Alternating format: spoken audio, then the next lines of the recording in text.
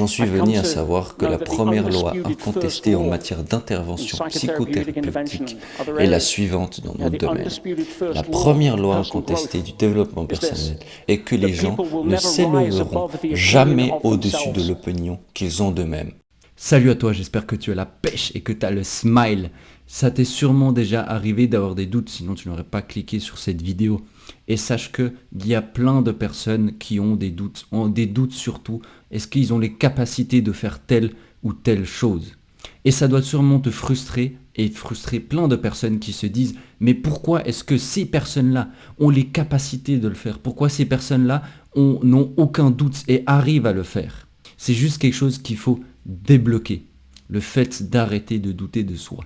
C'est quelque chose qu'il faut débloquer, c'est quelque chose qu'il faut surpasser.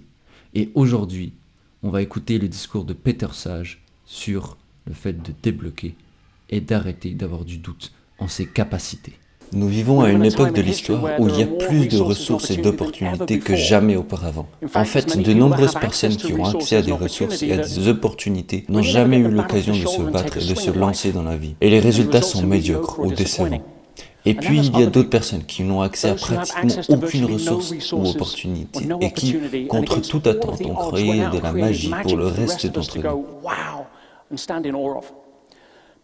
Des gens comme le colonel Sanders qui est parti à la retraite à 65 ans avant de lancer KFC. Évidemment, des gens comme Helen Keller ou même Albert Einstein qui a abandonné l'école à 15 ans et qui a échoué dans ses études.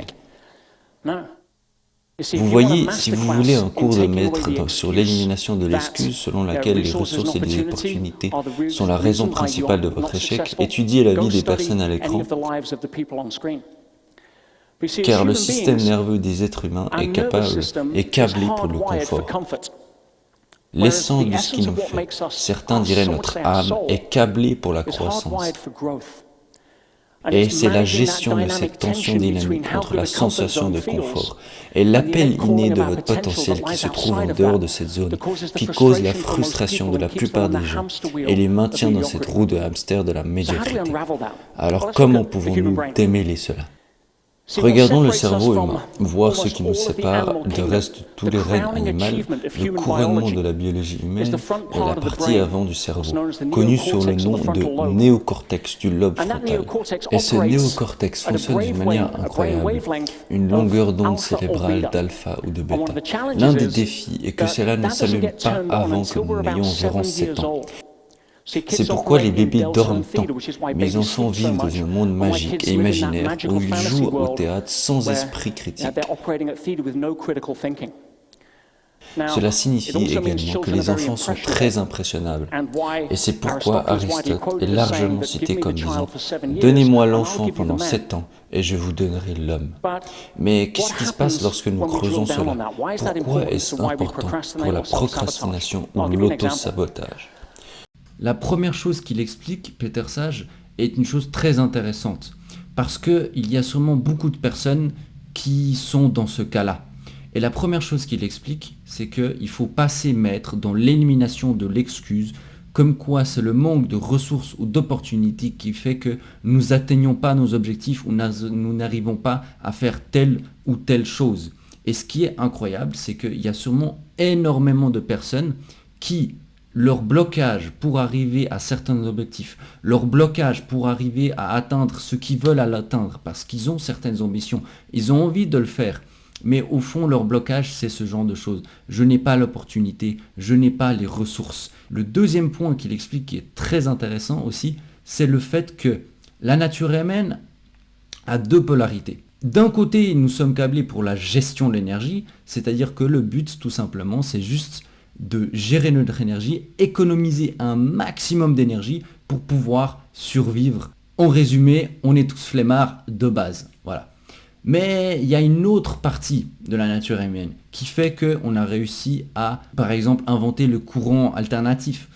Eh bien, c'est parce que nous sommes câblés aussi pour avoir une certaine ambition. Et certes, nous n'avons pas tous les mêmes ambitions pour les mêmes choses, mais ce qui est important et ce qu'il explique, c'est que il faut trouver l'équilibre entre la flemme et l'ambition. On va écouter la suite de ce qu'il nous explique. Lorsqu'il s'agit de pouvoir travailler avec la psychologie Après des milliers d'heures de travail avec des personnes du monde entier, j'en suis venu à savoir que la première loi incontestée en matière d'intervention psychothérapeutique est la suivante dans notre domaine. La première loi incontestée du développement personnel est que les gens ne s'élèveront jamais au-dessus de l'opinion qu'ils ont d'eux-mêmes. L'un des défis est que cette opinion est largement formée dans nos 7 premières années d'enfance, à partir de la perception de l'amour que nous pensons avoir reçu ou non de la part des personnes que nous souhaitons. Je laisse généralement les gens réfléchir à cette question pendant un certain temps. Elle reflète également la première loi des relations qui, je le crois fermement, stipule que personne ne peut jamais nous aimer plus que nous nous aimons nous-mêmes. Maintenant, l'un des autres challenges est que nous sommes des créatures d'habitude. Cela signifie que le cortex préfrontal, qui sert à la prise de décision exécutive, est un terrain de choix. En fait, les ondes cérébrales représentent un 150e du poids du corps, mais absorbent 20% de toutes les calories. L'évolution a donc des raccourcis pour l'utilisation du lobe frontal. Elle dit qu'il est clair que vous utilisez l'intelligence pour prendre une décision et que celle-ci devrait être bonne. Si vous choisissez les frites au lieu de la salade, le lobe frontal s'en moque. Son travail est de s'adapter. Et si vous prenez cette décision à plusieurs reprises, le lobe frontal s'adapte. La pensée critique qui est censée vous servir intelligemment, elle devient un comportement ou un schéma inconscient ou ce que nous appelons aussi une habitude. Cela peut être utile lorsqu'il s'agit d'apprendre oui ou non à marcher tous les jours. Mais le défi le plus important en tant que créature d'habitude est le fait que nous n'utilisons notre cerveau conscient qu'une partie du temps pour prendre des décisions critiques. Le reste du temps, c'est-à-dire 95% du temps, c'est ce que j'appelle les gens qui dorment éveillés. Peter Sage explique que selon lui, selon son analyse, nous n'arrivons jamais à nous élever au-dessus de l'opinion que nous avons de nous-mêmes. Alors, je ne suis pas tout à fait d'accord avec lui parce que finalement, on arrive en fait.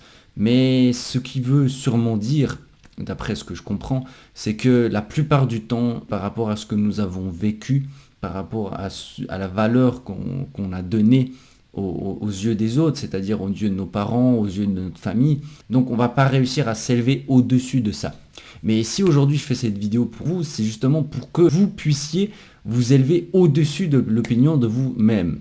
Et la première étape de le faire, c'est justement de se rendre compte qu'on a des difficultés à s'élever au-dessus de l'opinion que nous avons de nous-mêmes.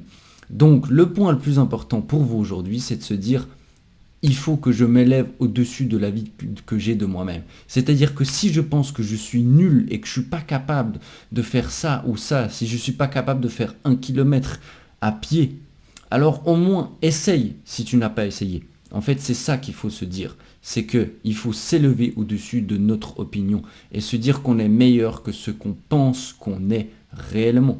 On est meilleur et c'est un fait. On est meilleur que ce qu'on pense réellement de nous. Et ça aussi, c'est un fait. C'est un fait. Et je suis assez d'accord avec lui sur le fait que on pense toujours être moins bien. On a souvent tendance à se sous-estimer. On pense qu'on n'est pas aussi bon, on pense qu'on n'est pas assez bon. Mais non, on est assez bon. Et par la suite, il explique par rapport aux habitudes et qu'en fait, le meilleur moyen d'enlever aussi le doute, c'est de créer des habitudes. C'est-à-dire que quelque chose qui va être difficile, il a expliqué l'exemple de la salade. C'est plus difficile de prendre une salade que de prendre des frites. Exemple tout simple. Hein.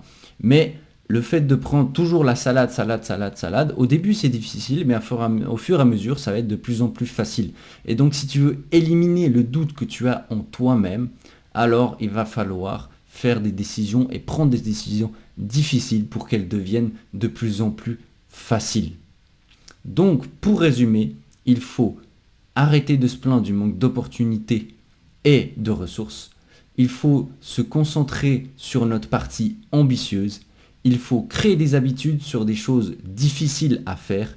Et le dernier point qu'on a expliqué avant, c'est qu'il faut se rendre compte qu'on est meilleur que ce qu'on pense l'être. On se sous-estime la plupart du temps. J'espère que vous avez toujours la pêche, que cette vidéo vous a plu et nous on va se revoir dans une prochaine vidéo.